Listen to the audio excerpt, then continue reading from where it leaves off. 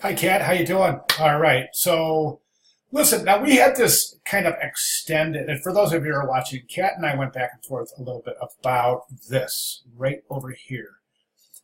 These strategies. And Kat, we talked about it. I gave you some examples, and you get what you're doing. You get this. I know that you were saying, I'm almost getting it. I'm kind of getting it, but not really. But you're getting it. Listen, I don't want you to get caught up in semantics here, okay? I don't want you to get caught up in definitions and what do these exactly mean. Because a lot of these are very similar. For example, simultaneity and visual substitution are almost identical in principle.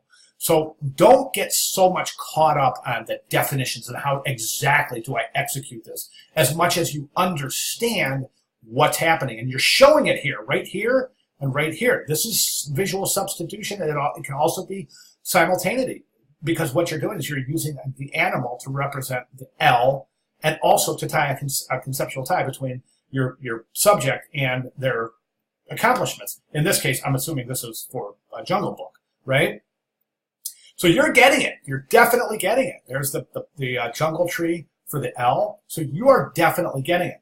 Let me show you a couple of examples. I'm going to show you an example here that I think is really going to drive this thing home.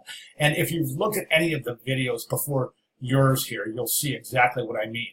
Okay, so if we look at, let me find the example. Here's the example right here. And it's again, if you've looked at the videos, you're probably sick of me saying this. I'm using this example over and over. Why? Because it is probably one of the best conceptual developments I've ever seen from a student. This is just, it's a home run all the way. And this is showing two of these. And this could be simultaneity. It can also be visual substitution. Okay. Now, for visual substitution, why are we calling this visual substitution? Because this designer has elected to substitute the equal sign, the equal symbol for the E. It works as an E, clearly. I mean, we can clearly see this as Martin Luther King. We stop right here and go, wait a second, that's not an E, that's an equal sign. Well, wait a second, Martin Luther King stood for equality, so this is tight concept right here, right? So the designer has, and that is visual substitution. It's a simple matter of a strategy called substitution. So it's really easy to do. It just takes an enormous amount of concentration and foresight in looking at the letter forms and trying to determine what am I trying to say here and how do I want to say it. So you can't do this like just go, okay, I'm going to sketch this out. I mean, sometimes this takes days for the idea to hit. You see what I'm saying? That's why I kept saying in my responses, just let it sink in, let it sink in, let it sink in. You'll get it. And I can see by your sketches you are getting it. So what I want to point out here is that not only is this wonderful concept development, wonderful substitution, but the continuation is phenomenal as well, because this designer has taken that whole concept right there, continued it on the back side of the poster, and used that equal sign as the basis for the timeline. So this is just highly cohesive, conceptually sound, and its simplicity is the beauty. So this is a fantastic piece.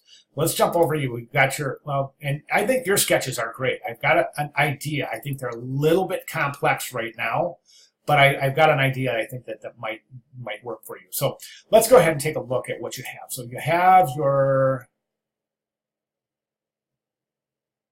okay, I see the timeline information, but I don't see the biography information. So I need to see that the paragraphs that you're going to use. Okay. This is the paragraphs you're going to use. Okay, I get it. Got it. Okay, so you got your paragraphs, you got your timeline information. Now there's way too much information on this timeline. Just way too much. This has got to be super condensed. Only the most pertinent information. Okay? Now, let's jump over to your sketches, and I think that you're onto something here with this substitution here or simultaneity. You're definitely onto something. What I'm not seeing though is I'm not seeing a continuation of this concept through to the back of the work. So let's say, for example, if you were to use this tree, right? So we could take this tree. It's substituting for the L in Kipling, right? And we could take it back here and assemble that tree and use it somehow for a timeline, right? And that wouldn't that be interesting? So I wanted to address a couple of other things. The tagline itself is more of a quote from the Nobel Foundation. I don't know if that works. I think that something else would be interesting. Think of a really super interesting tagline or subhead for Rudyard Kipling. I mean, that's okay, but I would rather, instead of using a quote, I would rather you come up with some really super interesting tagline and try to develop that. Okay, backs of the posters are good. I mean, you have everything we're looking for here. You've got the image, you've got the timeline, and the biographical information, as well as the name of the laureate. One thing I want to mention in this layout right here, the image in the middle right here, that's a kind of a dangerous game, because when we look at a composition, the first thing we look at, if there's an image of a human, or even a dog, an animal, especially a human, that's where all eyes go right there, specifically to the eye. Okay, so what happens if you take a image of an individual? Okay, just keep in mind that we're always going to be attracted to looking at their eyes. We can use that to our advantage by maybe setting up alignment with that line. Okay, but in this case, it's working against you, because he's in the middle of the composition, which means we're going to follow his eye over here.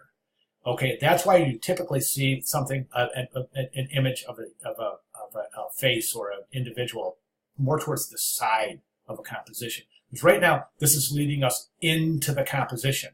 Here, it's kind of leading us, since he's halfway to the left side of the composition, it's kind of leading us over this way and kind of almost forcing us to ignore this portion of the composition. It's something that's a visual phenomenon, but it definitely exists. So I would recommend not placing him anywhere.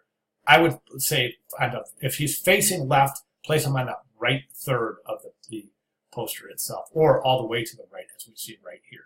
All right, now, in terms of your substitution and simultaneity, I think this is a little bit complex. Okay, I think we can simplify this. So what we can do, and I think what we can do really in an effective way, is use a silhouette. All right, so you have Rudyard Kipling. Let's substitute the L in Kipling for, I just jumped over here and I looked at silhouettes of snakes. And I think that would be perfect, something like that, as substituting for the L. So you have Rudyard Kipling with the snake, right? Playing the L, also introducing a concept to the viewer. The viewer is going to look at this and say, a snake. Then they're going to come over to the back and realize that he wrote Jungle Book. The snake now makes sense, right? Then you can take that snake, turn it on its side, okay? The snake would be upright for the L. You turn a snake on it, the exact same snake on its side, and use it for your timeline.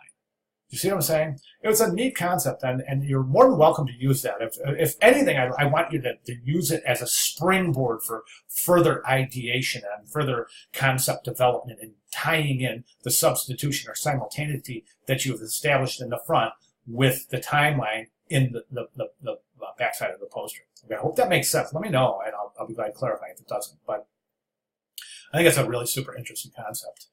All right, so we have everything we need. So what I would like to do from here is I'd like you to just submit a couple more sketches for Sunday and really try to tie that concept, tie the front of the poster in with the back of the poster using some sort of a concept, preferably something using simultaneity and the strategies that we've learned this week: simultaneity, transformation, substitution, exaggeration, or visual correspondence.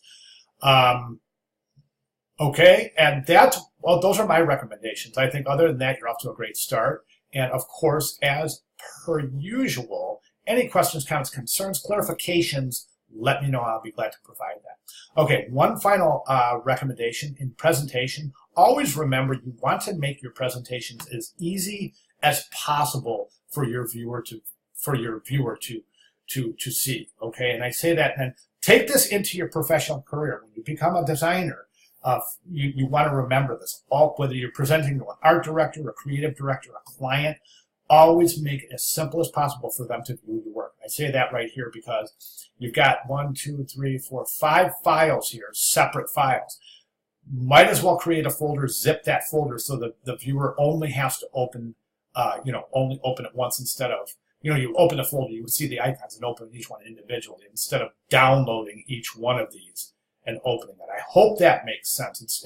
It's a little off topic, but I think it's a relevant point to make. All right, so great job. Questions, comments at all, please let me know. Thank you.